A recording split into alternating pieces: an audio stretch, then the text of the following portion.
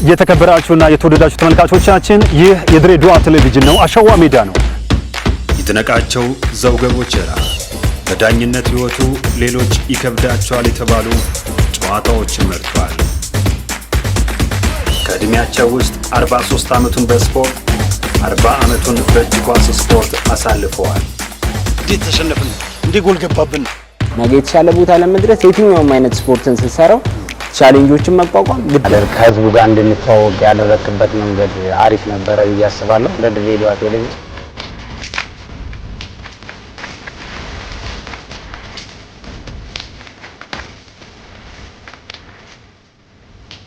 ሰላም ጤና ይስጥልን። የተከበራችሁና የተወደዳችሁ ተመልካቾቻችን እየተከታተላችሁት የምትገኙት ድሬዳዋ ቴሌቪዥን ነው። በድሬዳዋ ቴሌቪዥን ወደ እናንተ ከሚደርሱ ዝግጅቶች መካከል አንደኛው አሸዋ ሜዳ ነው። አሸዋ ሜዳ እንደተለመደው ዛሬም ከአንድ የቀድሞ ድንቅ የኢትዮጵያ ብሔራዊ ቡድን ተጫዋች ከነበረው ጋር ቆይታ እናደርጋለን። በርካታ ቡድኖች ተጫውተዋል። በኢትዮጵያ ብሔራዊ ቡድን ደረጃ ለታዳጊ ለወጣት እስከ ብሔራዊ ቡድን እርከኖች መጫወት የቻለው ሳምሶን ሚካኤል ዛሬ የአሸዋ ሜዳ እንግዳችን ነው። በሁለት ክፍል ከሱ ጋር ቆይታ እናደርጋለን። አብራችሁ እንድትቆዩ እንጋብዛለን። መልካም ቆይታ። አቦ ይመቻችሁ። ተናስተልኝ ሰላም ስላገኘው እጅግ በጣም ደስ ብሎኛል ሳሚ። እኔም እንግዳ አርጋችሁ ስለጋበዛችሁ ደስ ብሎኛል። ሳሚ የአካል ብቃትህ ድሮ ኒያላና ቡና የነበረው አሁንም እንደዛ ነው ሳሚ። የት ሄዳል? የራስ ነገር ኮንትሮባንድ አይደል? አይ መጠበቅ አለብህ። ግን ምንድን ነው ሚስጥሩ? እንግዲህ አንዳንዴ ተፈጥሮም አለ፣ ራስንም መጠበቅ የሚባል ነገር አለ። ከስፖርቱ አለመራቅ ያ ነው። ሳሚ ውልደትና እድገቱ የት ነው? እስቲ ከዚህ ደግሞ ሰፋ አድርገን እንጫወትና ጨዋታችንን እንጀምር እስቲ። ያው ውልደቴም እድገቴም እዚህ ድሬዳዋ ከተማ ነው። የገነ ዲፖ ሰፈር ልጅ ነኝ። ያው ከልጅነቴ ጀምሮ እንግዲህ የተላላቆችን ፈለግ እየተከተልኩ ያደኩ ሰው ነኝ። ወንድሞች እህትም ለምለምም እንደዚሁ ስፖርተኛ ነው። ቤተሰቦች ወንድሞች እንዳለ ስፖርት ውስጥ ናቸውና እስቲ ያው ዘሆል ፋሚሊ ማለት ይቻላል። ከትልቁ ቢጀምር ሽመልስ ይባላል። ያው አጎታችን ነው። እሱ ምድር ባቡር ተጫዋች ነበረ። ከነዚያድ ከነበከሬ ከነሞክሪያ ጋር ከነጌቱ ጋር አብሮ የተጫወተ ሰው ነው። ሲቀጥል ዘራይ ነው። ዘራይ ሚካኤል ያው ህንጻና ከዛ ከህንጻ ተመልሶ በኦጋሪና አንበሳ ሲጫወት የነበረው ነው። ህንጻ ጥሩ በሲዳሞ አሰልጣኝነት ዘመን ማለት ነው። ኦኬ ህንጻ ጥሩ በነበረበት ታይም እኔም ራሴ ህንጻ ቲፎዞ በዛ እንግዲህ ከእህትም እኮ ለምለም ደግሞ እሷ ሯጭ ነበረች። የክልሉም ሯጭ ነበረች። አልፋም አዲስ አበባ ድረስ ክራይ ቤት ቲም ውስጥ ትሮጥ ነበር። ቤታችሁ ደግሞ ለምድር ባቡር ሜዳ በጣም ቅርብ ነው። የምድር ባቡርም ልጅ ነኝ። ምክንያቱም አባቴም ሽመልስም እዛው ምድር ባቡር ነጆች ናቸው።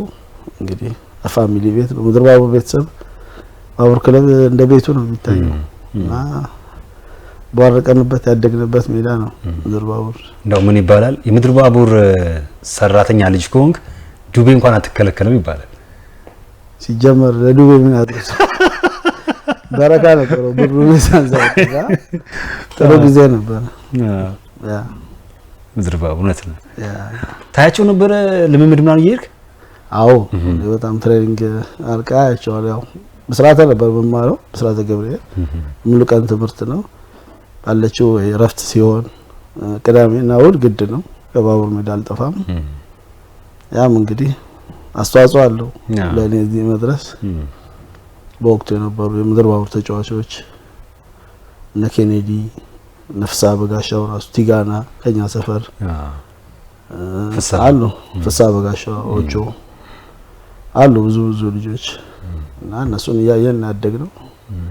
ፕላስ ደግሞ ቤተሰብም ስላሉ የኳስ ፍቅሩ በዛው እያደገ እንግዲህ እዚህ ደርሷል። ምናልባት ቁመት ካልሆነ በስተቀር በአካል ብቃት ከፍሳ ጋር ብለው ብዙ ሰው ያመሳስላል። አንዳንድ ሰው ወንድሜ እንደሆነ ነው። ኦፍ ኮርስ ወንድሜ ነው ማለት እስከ ነፍሱ ሊማርና አስቀል ነበር የኛ ኩያ የፍሳ ወንድም ማለት ነው። ማን ላይ ሰዎች ነበርን። አሳይለም ያው የሱ ታላቅ አለ ፍሳ በመጣ ቁጥር እንግዲህ ለወንድሞቹ ቃይዞ ሲመጣ ለኔም ይዞ ይመጣ ነበር። ፍስሐ ቆሙ የሚመታው ምትራሱ ድምጽ አለው። እውነት በቅርብ የሆነ የምክንያት ተደርጎ ጨዋታ ተደርጎ ሳቢያ ሜዳ ላይ የመታው ምታውን በቅርብ ነው እና ይሄ ተጫዋች አሁን እንደዚህ ከመታ እንዴት ሊመታ ይችላል? በእውነት በጣም የሚገርም ነገር የማይረሳኝ ልጆኜ ያው ረፍት ሲመጣ ክረምት ላይ ሁሌ ከትሬኒንግ አይርቅም። ረፍት መጥቶም ከትሬኒንግ አይርቅም። የወታደር ከስክስ ጫማ ያረግና አሸዋ ውስጥ ይሮጣል። ያን ጨርሶ ሲመጣ ሁለት አይነት ኳሶች አሉት። አንደኛው በአሸዋ የተሞላ አንደኛው በጥጥ የተሞላ እና እነዛን ነበር የሚመታው ሹት። ያው እዛው ጋር ግቢያቸው ጋር ሰፋ ያለ ነገር አለ። እኛም እየተከተልን ከስሩ ያን ነገር እናደርግ ነበር እና ያ ነገር ለዚህ እንግዲህ ሹት ጠንካራ ምቶቹ ምክንያቶች አንዱ እነዛ ናቸው። ሳሚኮ ከምትገለጽበት አንደኛው አንተ ያ ነው። የሱ ኮፒ ነው። እውነት ነው። የመጀመሪያው ፕሮፌሽናል ኢትዮጵያዊ ተጫዋች ነው። እውነት ነው። እውነት ነው። ሳውዝ አፍሪካ ቫል ፕሮፌሽናል የሚባል ክለብ ለዛ ተሸጦ ይጫወት ነበር። ከዛ ሲቀጥል እኔና አሰግድም ያንን እድል አግኝተነው ነበር። ያው እኔ በጉዳት ከዛ ቀርቻለሁ። አሰግድም ነፍሷን ይማርና በራሷ ምክንያት ቀርታለች። ከዛ የልጅነት እስቲ አውራኝ እንዴት ኳስ ጫወት እንደነበረ ምናምን ከጓደኞች ጋር የነበረ የልጅነትን ህይወት ደግሞ እናውራ እስቲ። ያው እንግዲህ የልጅነት ህይወት መቼም የማይደገም ነው። የሚጣፍጥ ጊዜ ነው። ደስ የሚል ጊዜ ነው። ኳስን ያው ለሐራራ ብለት ይጀምርና ስቲል እኔ አሁንም ሐራራዬን ነው ማውጣበት ኳስ ዛሷ መቼም አትለየው ኳስ እና ደስ ብሎ የምታረገው ነገር ነው። የልጅነት ነገር ነፃነት አለው። በህግ አትገደብም። ብዙ ነገሮችን ታረግና ልጆች ሆነን እኛ አካባቢ ውስን ልጆቹና ያው የሰፈር ቡድን ነበረ። አብዶ የሚባል ካወቀው አሁን የጤና ህክምና ባለውና እሱ ልጆች ሆነን ያወዳድረን ነበረ እዛ ዲፖ አካባቢና እኛ ቲም የሚያሸንፈው የለም ነበር። 6 ነን፣ 5 ውስጥ ይጫወታል፣ አንድ በረኛ፣ ተቀያሪ እንኳን የለን እና ሁሌኛ ነው ዋንጫ የምንበላው። ስም አለው አይደል ቡድናችሁ? ጫት ምናምን ኤርትራ ጫማ ይባላል። ኤርትራ ጫማ ያ ኤርትራ ጫማ የወጣለት ስም መሰለ አጋጣሚ ያው አንድ ላይ ሆነን ለማሊያ መግዣ ምናምን እያልክ ስትዞር አንድ ቦክስ አገኘን። አይ ቲንክ የጫማ ቦክስ ነው ቦክሱ ባለሳሳት እዛ ላይ ጫማው ላይ ኤርትራ ጫማ ይላል። ጫማ ቦክስና በቃ በዚህም ስማችን ነው ተብሎ በዛ ላይ ተወሰደ። የሚገርምና ያ ነበር የልጅነት ጊዜና በጣም ደስ የሚል ጊዜ ነበር። ስለዚህ የምድር ባቡር ደጋፊ ነበርክ ማለት ነው? አዎ ምንም ጥያቄ ለወንድም ህንጻ መጀመሪያ ህንጻ ነበርኩኝ። ያው ህንጻ ከፈረሰ በኋላ ወደ ምድር ባቡር ነው እንኩት በሰፈር ነው እዚህ ብዙ ጊዜ ነገር እኮ ድሬዳዋ ራሱ በሁለት የተከፈለች ለምዳቸውም ስለሆኑ እንዳልኩ ትሬኒንግ አሁን እዛ ባቡር ሜዳ እኔ ቤት ባቡር ሜዳ ጋር ስለሆነ ለባቡር ሜዳ ቅርብ ስለሆነንም እየመጣን ትሬኒንግ የምታውቃቸውም ልጆች እነዛን ነውና ያው ትደግፋለህ። ጨርቃ ጨርቅ ጋር ሲጋጠሙ በተለይ አዎ እንግዲህ ያው ግድ ነው። ሞት ሽረት ነው ደርቢ ስለሆነ እውነት ነው ግድ ነው። የሚገርም እውነት ያ ትዝታ በኔ እድሜ ራሱ የባቡርና ጨርቃጨርቅ ፕሪሚየር ሊግ ሲገቡ አካባቢ ጀምሮ አውቃለሁ። እነ ጁንዲን በጣም ሲጫወቱ አስታውሳለሁና የመጨረሻው እንጥፍጣፊዋ ላይ ነው የደረስኩትና በዛ ስሜት ራሱ የሁለቱ ቡድኖች ደርቢ ኢትዮጵያ ውስጥ እውነት በጣም ለመናገር ትልቅ እንደነበር ይታወቃል። ከዛ ቴክኒክና ሙያ ኮሌጅ ገባ አይደለ ሳሚ? ያንተ በትምህርት ቤት በእግር ኳሱ ካደጉ መካከል አንደኛው አንተ ነህ ብዬ አምናለሁ። አዎ ምንድነው ከዛ በፊት እንዳልኩ ብስራተ ገብርኤል ሙሉ ቀን ነው ትምህርት ቤት በእኛ ጊዜ እስከ 8 ያክፍል ነበር። ከዛ በኋላ 9 ሃይ ስኩል ነው የመጣ ነው። ወንዱ ደፋር አቡቲ አብረን ነበር ከዜሮ ክፍል ጀምሮ እስከ 10ኛ ክፍል። ያው ወደ 11 ቴክኒክ ሲሄድ ነው የተለያየ ነውና ምንድነው 8ኛ ክፍል ሚኒስትሪ ወስጄ ክረምት ላይ ባቡር ቢያው እጫወት ነበር። ኦኬ ያችን የክረምት ጊዜ ተጫውቻለሁ። ከዛ ያው እንዳልኩ 9ኛ ክፍል ነው። ከ9 ወደ 10 አልፋ ከ10 ወደ 11 ቴክኒክ ገባን። የትምህርት ቤት ውድድሮች መጣ በገባንበት አመት ማለት ነው። ትምህርት ቤቶች ውድድር ያው እኔ አሹ ነበረች፣ ሰለሞን ብዙ ልጆች ነበሩ። እነ ሽመክት አሚና መክተው ሚኮ ቲጋና ታዴ ብሩኬ ብዙ ልጆች ነበሩ። ያው ስማቸው ነው ሁሉንም መጥራት ባይቻልም ብዙ ልጆች ነበሩና ከነሱ ጋር በመሆን አዲስ አበባ ላይ የመላው የኢትዮጵያ ትምህርት ቤት ውድድሮች ነበሩ። እዛ ሄደን እዛን ሰዓት የሚገርም ነገር ዮርዳኖስ በኤሌመንተሪ ነበረ። እኛ በሃይስኩል ስንሄድ እሱ ኤሌመንተሪ ነበር። በኤሌመንተሪ ያው ወክሎ መጥቶ ነበር ከኛ ጋር ሄዷል። ያው እዛ ትምህርት ቤት ውድድር ላይ 4 ልጆች የታዳጊ ብሔራዊ ቡድን ኢትዮጵያ ያዘጋጀችው የኢስት አፍሪካ ኮካኮላ ውድድር ዛሬ 4 ልጆች ተመርጠን ነበር። እኔ አሹ፣ ሰለሞን በረኛዋ አርጀንቲና ላይ ቀረችው እና መክተው አዲስ ከተማ ልጅ 4ታችን ተጠርተን በስተመጨረሻ ያው እኔና እስራኤል የሚባል የሀረር ልጅ እዛ ቲም ውስጥ ቀረን። ሌሎቹ ተመለሱ። ከዛ በኋላ ነው እንግዲህ የኳስ ህይወቱ እያለ የቀጠለው። ከዛ ኒያላ ነው የገባው አዲስ አበባ የመጀመሪያ ክለቤ ኒያላ። ግን ብዙዎቹ እኮ ከትምህርት ቤት ውድድር ሲመለሱ አንተ ብቻ ነው የቀረው አይደል? እዛ ኒያላ ገባ? እኔ እዛ የቀረሁትም ልክና አብራይ እንዴት አዩ? እንዴትስ? በወቅቱ ምንድነው እዛን ሰዓት ታዳጊ ብሔራዊ ቡድን አሰልጣኝ የነበረው ስዩም አባተና ንጉሴ ገብሬ ነበሩ። ስዩም የኒያላ አሰልጣኝ ነበር በወቅቱ። ክለብ እንደሌለን ሲያውቀው እኔን ይዞኝ ወደ ኒያላ ሄደ። ከታዳጊው እንደጨረስን ኒያላ አስፈረመኝ። ነፍሷን ይማርና እስራኤል የሀረር ልጅ አለች። እሷ ደግሞ ባንክ ገባች። ከዛ እንግዲህ ያለ ስዩም ወደ ቡና ሲሄድ እኔንም ይዞኝ ሄደ። ያ ነው ብዙ በዛ ጊዜ አንተ ተጫዋች በነበርክበት ጊዜ ብዙ ሳሚዎች ምናምን ስለነበሩ ቅጥል ስም ይሰጧቸዋል አይደል? እንግዲህ ያው የተለያየ ስም ይሰጧል።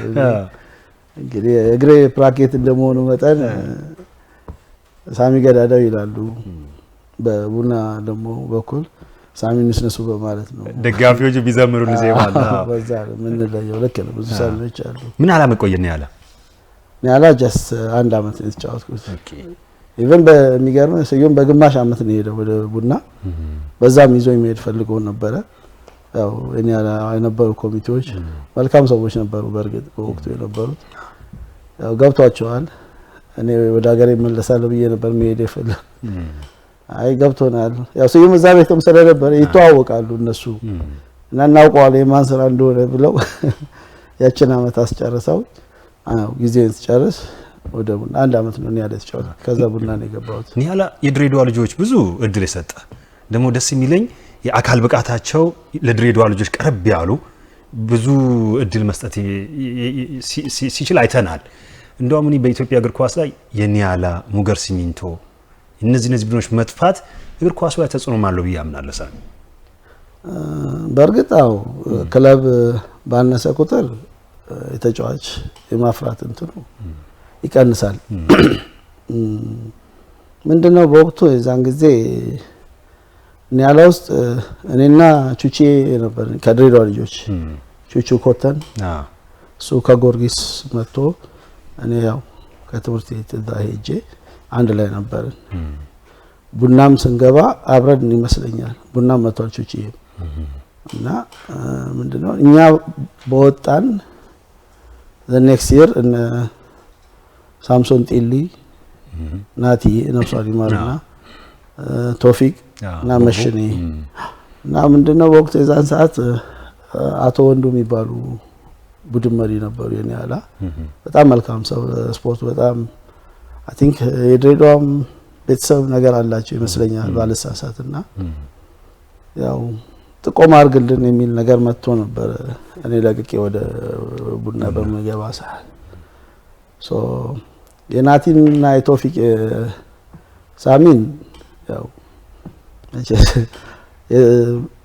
ኮንፈርም አድርጊያቸው መሽሬ በወቅቱ አይ ቲንክ ጎል ኮከብ ይመራ ነበር መሰለኝ ራሱ ቦቦ ተፎካካሪው ነበር እና እሱም ብቻ ያውቁታል እነሱ እና መሽሬ የሚባል እንደዚህ ያለ ኦፍ ኮርስ እሱም አለ ሶስቱን ግን እኔን ጠቁሜ ወደዛ የመጡት ደግሞ የምታፍርባቸው አልነበሩም መተውም ጥሩ ነገር ነው ያደረጉት ያው የቶፊቄ ነገር በተለይ ሞር ተወዳጆስ ካፒቴን እስከመሆንም ደርሳ ነበር ያለ ውስጥ እውነት ነው ከዛ ኢትዮጵያ ቡና ገባ ስገባ ደግሞ ያው ስመገና ነው አሰግር ነበረች ነፍሷን ይማርና ለዛም አንበል ነበር አይ አንበል እንኳን ጋምብሬ ነበር አሰግር ምክትል ነበረች ያሰግድ መኖር ብዙ ነገሮችን አቀሎልናል ለኛ ሞር ኮንፊደንስ ኖሮ እንድትጫወት ያረጋሃል ምንም የምትፈራው ነገር የለም አሴ ላይክ እንዲ ቆጮ ከረም ስትመጣ ነበር ማውቃት ፔሌ ነው እኛ ምንላት እዛ ጅሬስ ይሎታል ገዳዳው ይሉታል እሱ በግሩም እሱ እንደዛ ስለሆነ እና እንዲ ቆጮ ላይ የምታየው ሰው አብረ መጫወት ሲጀምር ያለው ደስታ እንግዲህ ቃላት የለኝም በጣም ደስ ይላል ኢትዮጵያ ቡና ቤት አንበሎ ነው አይቼዋለሁ አሰግድ ተስፋዬ አንተ አለ አሹ አለ ዮርዳኖስ ወንድሙ ነበር ከ11 ቡና አራቱ የድሬዳዋ ልጆች የሆነ ፎቶ አይቼ ነው ከዛም ዮርዳኖስም ሲመጣ አንተ አለ እኔ ምን እንደምን አላውቅም በእውነት ይለምና አይሳሚ እውነት ነው ደስ ይላል በጣም ልዩ ስሜት ይፈጥራል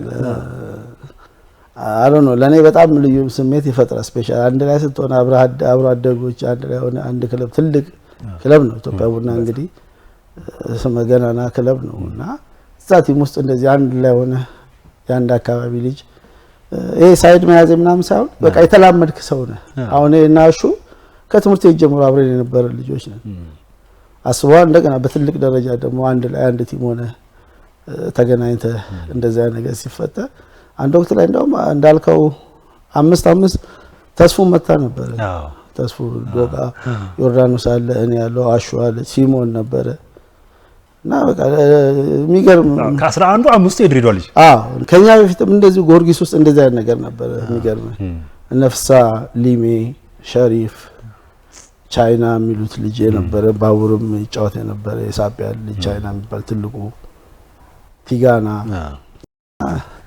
ራሱ አሰግድ እዛ ነበረችና ብቻ አሪፍ ጊዜ ነበር ምን ያህል አመት ቆየ ቡና 7-8 አመት ተጫውቻለሁ ብዙ አመት ነው ሳሚ እንዴ ነው ድሎች ምናምን ቡና ቤት እስቲ ያለን እንትን አጫውተኝ ቡና እንጃ እኔ እንግዲህ ያው ከድሬዳዋ ሲቀጥል ቤተሰቤ ነው ማለት ይችላልው የታወኩበትም ቤት ነው ትልቅም ስም ማግኘት ይችላል ትልቅ ቤተሰብ አፍርቼበታለሁ መቼም ማይረሳ ፍቅር አለ የቡና ፍቅር ቤተሰባዊ ነውና መቼም አይለቅም በአጭር ጊዜ ተፈጥሮ ብዙ ደጋፊ ያፈራው ኢትዮጵያ ቡና ነው በተለይ የመቻል መዳከም ኢትዮጵያ ቡና ሲመጣ የመቻል ደጋፊ እንዳለ ወደ ቡና ሄዱ የጎርጊስ ደጋፊ አሉ የአዲስ አበባ ስቴዲየም ላይ አይደለም እናንተ ምን ተጫወቱት እኛ እንኳን ተመልካቾች በሬዲዮ ምን ሰማው በቴሌቪዥን ምን ያብራሱ እንዴት እንደሆነ እና ያለ ቡና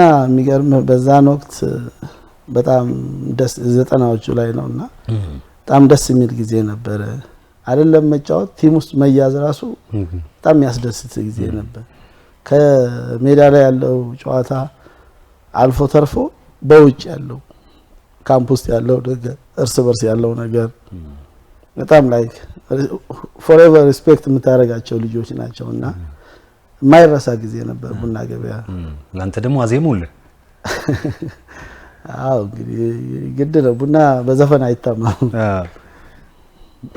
ምንድነው የሚለው ያው ታውቀዋል አይ ባንተ ሲሆን ያምራል ብዬ ያው ሳሚንስ ንሱ አንጀታ ርሱ ነው የሚለው ያው ስታዲየም ያለ ሰው ሲደግፉ እኮ ይደግፋል ከተቃወሙም እንደዛ ነው እውነት ነው ቡና ቤት መቀለድ አትችልም አትሸውዳቸውም ለምን ካንተ በፊት ማአት ብዙ ሰዎችን አይተዋል ጥሩ ልጆችን ቡና ደግሞ የሚታወቅበት አጫወታል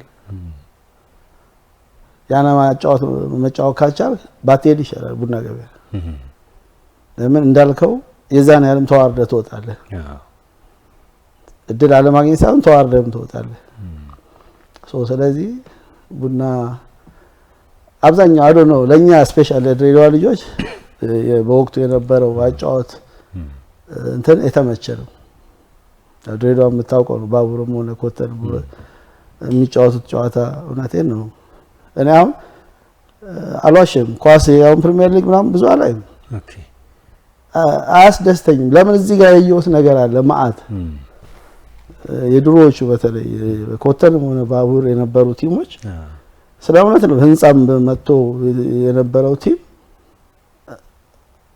አረክተህ ብትወጣበት ነገር ነው ከውጤት ጋር አሳምነው ገባህ አይደል? እና ብዙ ስመጥር ጠርተህ ማጨረሳቸው ስመጥር ተጫዋቾች ነበሩ። ግን ድል ምናምን አጣጥመህ ታውቃለህ? እኔ በሚጫወትበት ዘመን አብዛኛው ጊዜ ቡና ገበያ ነው ያለው የጥሎ ማለፍ ዋንጫ ነው ምን በላይ ነበረውና ያው ኢንተርናሽናል ጨዋታዎችም ስለነበሩ እስከ ኳርተር ፋይናል የደረስንበት ጊዜ ነበረ። በአፍሪካ ክለብ ሻምፒዮን ኢስት አፍሪካ ክለብ ሻምፒዮን ያው እዛን ሰዓት ላይ ያንን እንደዛ አይነት ድሎችን ነው ያጣጣምኩት። ግን ትልቅ ኩራት ነው 8 ዓመት ኢትዮጵያ ቡና በኢትዮጵያ ትልቁ ቡድን ውስጥ መቆየት መራሱ። አዎ እንግዲህ አንዱም ያጫወቱ ስታይል ነው እንደዛ እንድቆይ የሚያደርግ ከጎን የሚጫወቱት ተጫዋቾች አስተዋጽኦ አለው። ብቻ ምንም የምታመጣው ነገር የለም ኳስ እና ያም ነው እንደዛ እንድቆይ ያደርግ። ወደ ቡና ስለማንመለስ ቡና ቤት ማትረሳው ነገር ገጠመኝ የሆነ ብዙ ገጠመኝ አለ። እሱ ለብቻው ቢወራ ይሻላል። ለምን ተጀምሮ አያልቅም? አይ አንድ ሁለት ችግር የለም። ለምሳሌ ትልቅ ቡድን ሲሆን ጣጣውን ብዙ ነው። አዎ ግን በወቅቱ አንድ ወቅት ላይ ነፍሱን ይማርና ሞክሪያ አሸብር መጥቶ ነበር። እሺ ያው ኳስ አንዳንዴ ውጤት ጥሩ ይሆናል ይጠማል ምናምንና እንዳልኩ ነው ቡና ገበያ የለመደው ነገር አለ። የለመደው አጫዋት አለ አይደለም ተጫዋቹ ቲፎዞ የለመደው ነገር አለ። የፍቅር ቤት ነው ቡና ገበያ። ውጤትም ሲጠፋ ደግሞ የዛን ያህል ማንም አሽፎ ይቀልዶ የሚያልፍበት ቲም አይደለምና ከስዩም በፊት ማነው ከሙክሪያ በፊት ስዩም አባተ ነበረ። በስዩም አባተ ያላቸው ሪስፔክት ትልቅ ነው። ይወዱታል፣ ያከብሩታል። ብዙ ድሎችም እነዛ ያልኩት ድሎች ከሱ ጋር ሆነን ነው ያጣጣምነው እሱ በነበረበት ሙክሪያ አሸብር የመጣ ጊዜ ቲሙን ይዞት ከህዝቡ ጋር አልተላመደም። ውጤትም መራቅ መጣ። እዛ ሰዓት ያው ብዙ ደጋፊዎች ካምፕ ድረስ መጡ ሊቃወሙ። አዎና በረዳ ይዘፍናሉ። ስዩም ወለደው ሞክሪ ቀበረው እያሉና ትዝ ይለኛል። ነፍሱን ይማር ሞክሪ አሸብር ካምፕስ ቆመ ራት በልተን ጨርሰን ይታያሉ እንደ ርቀት አለ የቡና ካምፕ። ያው በተፈጥሮ ሞክሪ ለማንም አይመለስም። ማንን የሚፈራ ሰው አይደለምና ዞር ሲል አየኝ ናስቲ ያለኝ አቤት ጋሽ ሞክሪ እኛ ሀገር እንደዚህ ጣጣ አለ እንዴ?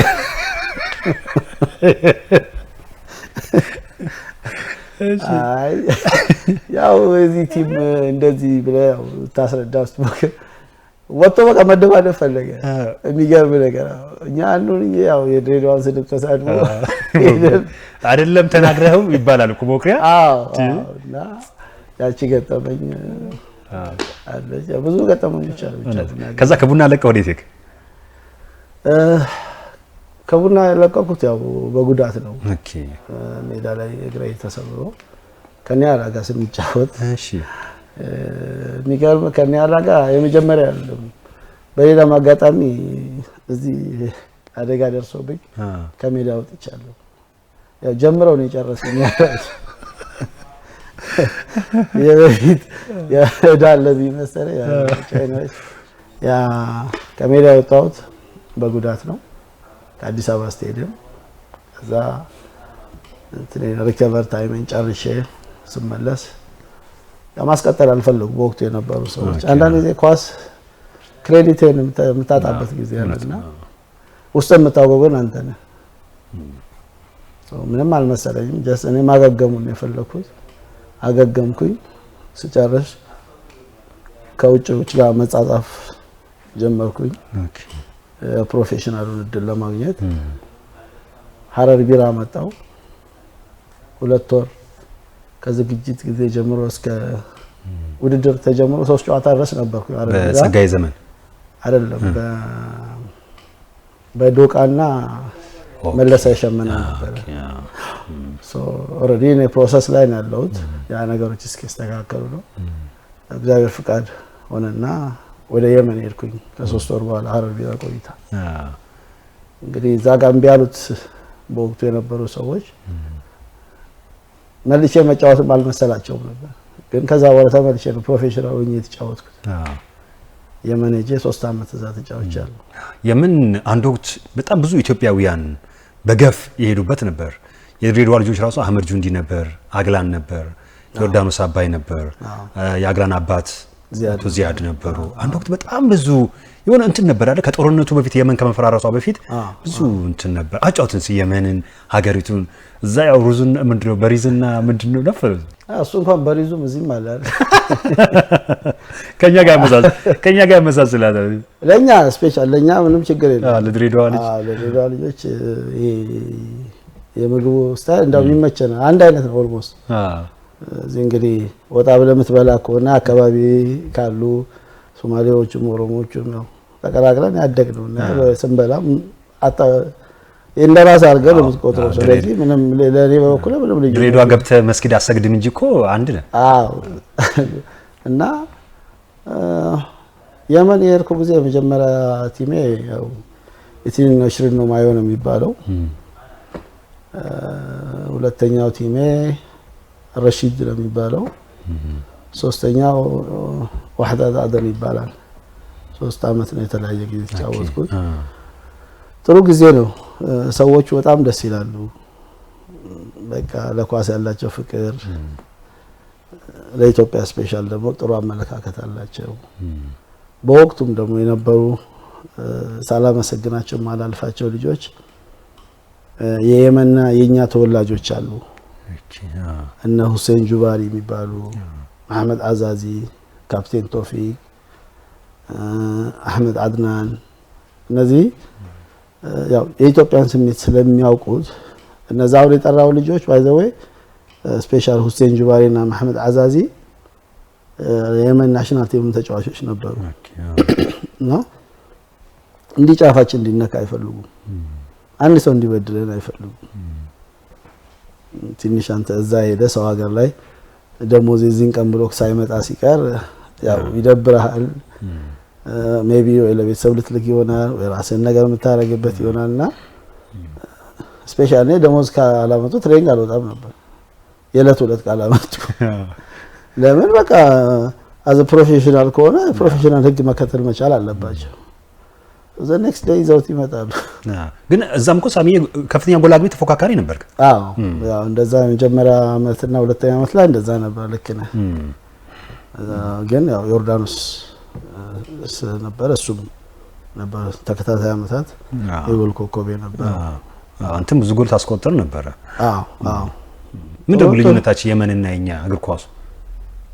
ለምንድን ነው ሄድከው? እዛ በሂሳብ የተሻለ ስለሆነ ነው? እግር ኳሱ ትልቅ ስለሆነ? እውነት ለመነጋገር በወቅቱ ፕሮፌሽናል የሚለውን ነገር ማየት ፈልጌ ነበር። ራስህን በውጭ ምን ያህል ያው መጫወት ትችላለህ አትችልም የሚለውን ነገርና አንድም እሱ ነው። ሁለተኛ በወቅቱ የሚያቀርቡልን ክፍያ ጥሩ ነበር።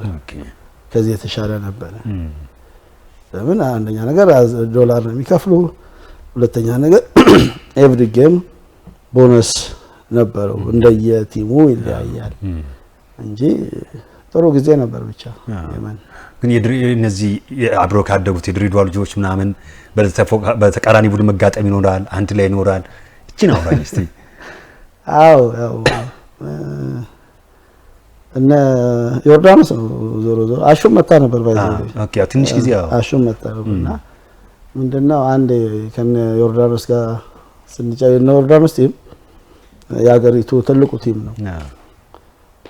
አህሊ ትዕዝ ይባላል ነው። አህሊ ትዕዝ አይደለም ሰከር ይባላል ነው። እሱ ትልቅ ቲም ነው። የአቦለድ ማስታወቂያው እና ዛራ ኦሞ ምናምን የዛ ባለቤት ነው።